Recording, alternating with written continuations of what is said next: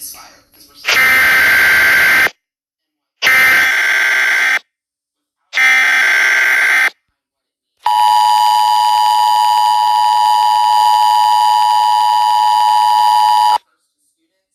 parents and then ultimately.